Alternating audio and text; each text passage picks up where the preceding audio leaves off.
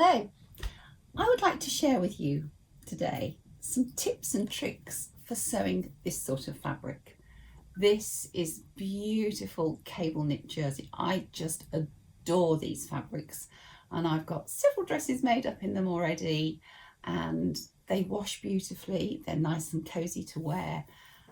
But if you're worried about sewing with this sort of fabric, I'm going to give you some lovely tips and tricks, because if you look at it at the edge where it's cut, it almost looks padded, but it's just a construction method. And if you actually do look at the construction method, it's quite clever. Anyway, how do you sew this? How do you cut it, first of all? How do you sew it? Do we need to worry about pattern placement? Do we need to have interfacing? And what are the best sorts of seams to use on it? Well, I'm going to sort all those problems out for you. So what would you make in it? Well, I would choose a pattern that is sized for stretch knit. That's quite important, because if you're sewing with this sort of fabric, it's not the sort of fabric you want to be putting zips and things into, but you can if you have to. You're probably better to choose a pattern specifically for stretch knits. And I am going to be looking at doing this pattern today. This is a style art pattern for a cardigan. These knitted cardigans are just so popular at the moment. And this is so easy to make. If you've not used a style pattern before, they're a little style art pattern before, they're a little bit different. But they are sized, this one is sized for stretch knits because it says on it here, knit cardi. So this is sized for a stretch knit. They're quite simple to make. The instructions are quite lacking.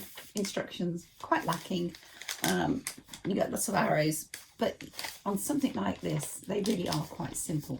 Another really good pattern for this is one of my old favourites, and it's in a bag because I make this up so often.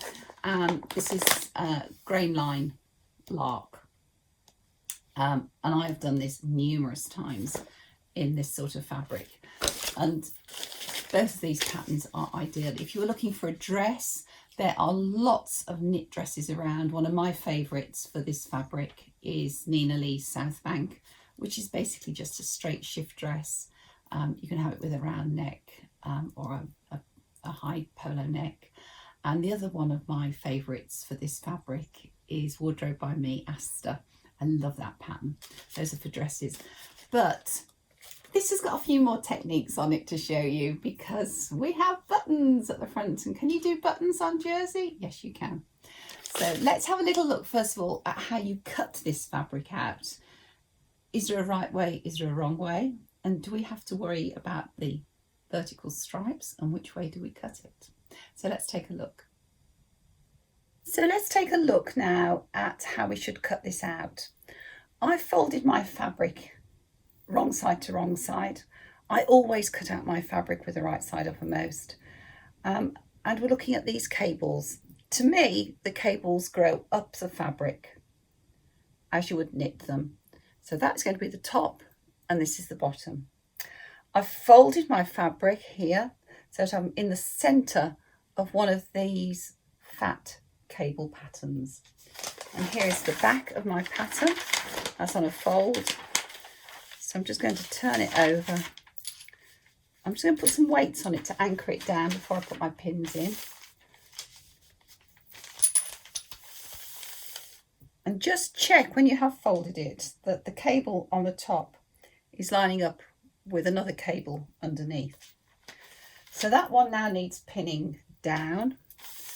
It's against the fold. I am going to cut this with scissors.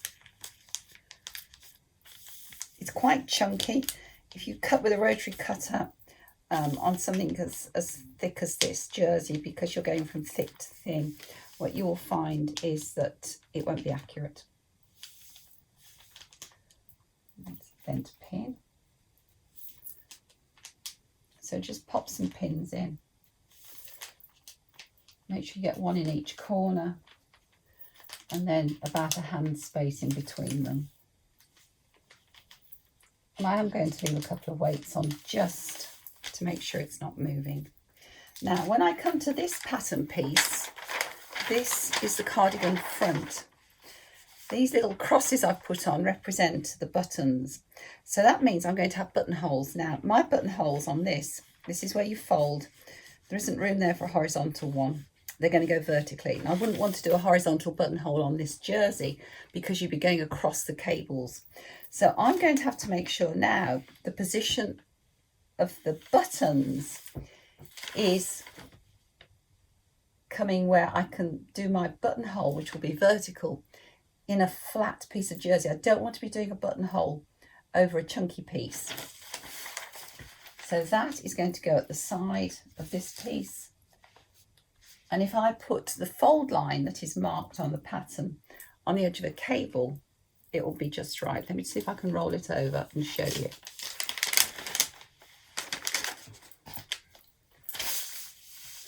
So this is a fold line. So I am putting the fold line against the edge of a chunky cable here. And again, I'm going to pop some weights on it.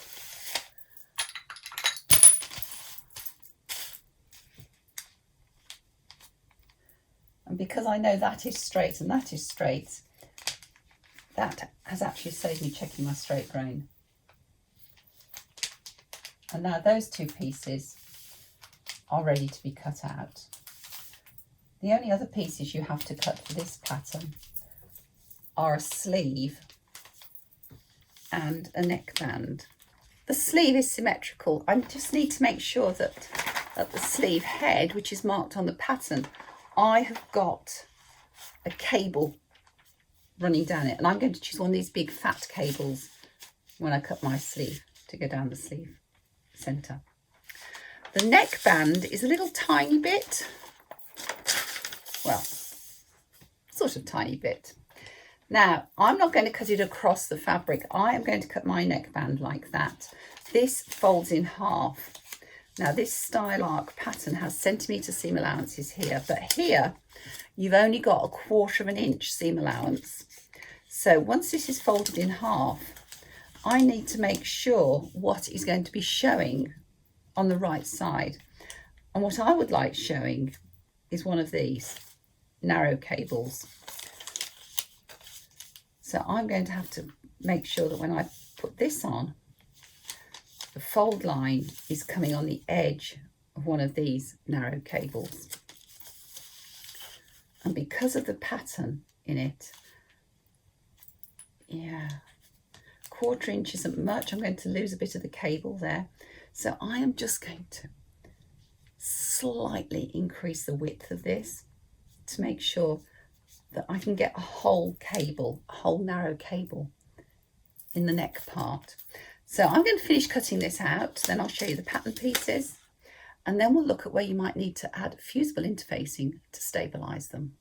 So let's have a look at some of the other things we need when you sew this sort of cable knit jersey.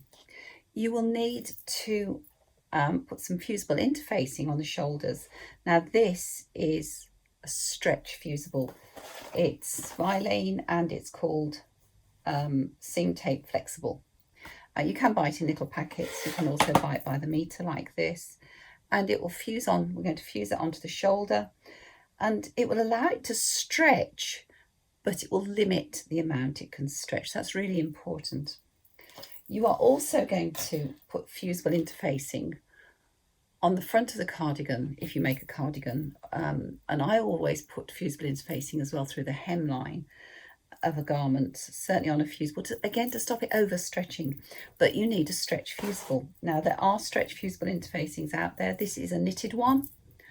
I don't know if you can see the knit in it, but it stretches that way and it also stretches that way.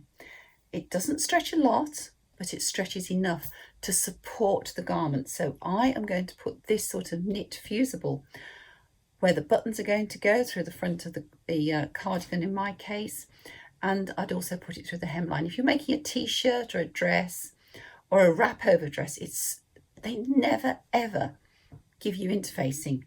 I would always interface through the wrap of a dress to stop it stretching too much, and certainly down the front, the leading front edge of the wrap skirt, to keep it nice and sharp. but you need a stretch fusible for it. Now, sewing this fabric, you can either sew it on your sewing machine, in which case I would advise, if you can get this thread, buy this. This is something called Maraflex. This is a Gutermann thread. It's fairly new and it is amazing, if I can find an end, because you can put it on your sewing machine, normal needle, normal stitch, straight stitch, because this thread stretches. Look. Doesn't come in every colour of the rainbow, but it comes in all your basic colours. So if you want to sew this fabric on your sewing machine, you no need for a zigzag stitch or a stretch stitch. Stretch stitches are fine, but you can't get them out if you go wrong. Try Maraflex and a regular straight stitch with a regular needle. If, however, you can't get that, then I would use a Gutermann thread, and I would put my sewing machine onto a little tiny zigzag stitch. I wouldn't use a stretch stitch. I would use a little tiny zigzag stitch, a width of about 0.5 and a length of about 2.5. And that will also let the fabric just stretch a bit. But ideally, these fabrics are sewn on 4 threads on your overlocker. And I know what a lot of you say, oh, I'm terrified of my overlocker, I haven't got it out of the box yet. Overlockers are fabulous and they are designed for this sort of fabric. Let's talk about seams and pattern markings. If your pattern has got notches on, which it probably has, you need to be very, very careful if you snip them. I always snip mine, but you might have a very tiny seam allowance on your pattern. Some patterns for stretch knits only have a 6mm seam allowance. Some have 1 centimetre, some have 5/8 of an inch, 1.5 centimetres. So just put the tiniest little snip in, or mark with a thread. So if you have got notches, mark them, and if you have got notches, they'll probably be on the sleeves. Now let's talk seams for this sort of fabric. If you don't like using your overlocker, and I know a lot of you don't like your overlockers, you fall out of love with them, then you can make a regular plain seam according to the seam allowance on your pattern. So this has been done with a straight stitch. I've then zigzagged the edges together and trim it back, and that works really well. You could, if you've got an overlocker, overlock the edges first on 3 threads, especially if your pattern's got a 5/8 of an inch, a 1.5 centimetre seam allowance. Overlock the edge first on 3 threads, then make the seam and press it open, and that always gives a much flatter seam. When you stitch this, you might find on your sewing machine that you need to take your stitch length up, and you might need a walking foot, because what you don't want is for that to be doing that sort of effect when it's been stitched where it's stretched out. So just do some test bits first, but ideally you want to be doing 4 threads on your overlocker. So this is a 4-thread overlock stitch. You might need to adjust your differential feed and tighten it again so it doesn't stretch out, and you might need to increase your stitch length, and that is a very substantial, very strong stitch. If you've got an overlocker, get to grips with it and try a 4-thread overlock stitch to construct this fabric. Interfacing. When you make this garment that you are going to do in stretch knits, whether it be a dress, a top, a cardigan, you do need to apply interfacing. I don't know if you can see this because it's white on white. So I have got the fusible flexible tape across the shoulder, so it's still got some give in it. I've also put it around the neck edge, and that's really important because when you put your neck on, and all of these, whether it be a dress or a cardigan or a t-shirt, they all have some sort of neck banding on them. You don't want the t-shirt to stretch, it's the neck that goes on that stretches. So I've got fusible tape around the neck, on the back and the front, and across the shoulders. If you have got the cardigan that we're going to do, that I'm doing, or you are making a wrap dress or something, you also need to put stretch knit interfacing on the facing parts of that garment. So whether it be the leading front edge or it be a front facing on a wrap, you do need proper stretch interfacing. Don't use non-stretch interfacing because it will make it so that it doesn't stretch, and we need it to stretch to fit, but we don't need it to overstretch. So stretch knit interfacing, there are various types on the market. This is a knitted one. There's also one by Visaline that stretches, which is just as good. So interfacing is really important on stretch knit fabrics. So I've made up my cardigan according to the pattern instructions. It's now time to do the buttonholes. So let's just talk about buttons. The pattern's actually got 6 buttons on it, but I've chosen quite large buttons, I guess. These are out of my stash. There's another one. So I'm just going to have 4, and I have marked the position of the buttonholes. Because it's a cardigan, chances are I will never do it up. I very rarely do a cardigan up. So the buttons are more for show than anything else. Depending on your sewing machine, it depends on how you get on with your buttonholes. I've got a Janome sewing machine, and on my machine I have got what's known as a stretch buttonhole, which is that one, 031 on mode 2. And this is perfect because it will stretch with the fabric. If you haven't got that sort of buttonhole, then a regular buttonhole is fine, but just do some practice ones, adjust your stitch length and stitch width if necessary. If you've got a manual buttonhole where you have to turn the dial to get your 4 steps, then again, just check out your stitch width and length. You can alter it. A lot of people say, oh, I can't alter it. Yes, you can. Just get your instruction books if necessary and just tweak it, because you might need to take it up a little bit on a jersey fabric. The front of this has been interfaced. With interfacing, I've turned my hem up, just got a couple of stitches to put in there. The neckband's on, it's been top stitched with Maraflex. So now all I've got to do is the buttonhole. So let me just show you how my machine does the buttonhole. So I've got on my machine my buttonhole foot, my buttons in the back, and my buttonhole lever is down, which will guide it. I'm going to put my needle in where my pin is, and if you remember when I cut this out, I tried to cut it so the buttonhole wouldn't necessarily be going straight through the middle of a cable. So this buttonhole is positioned so it's alongside a cable.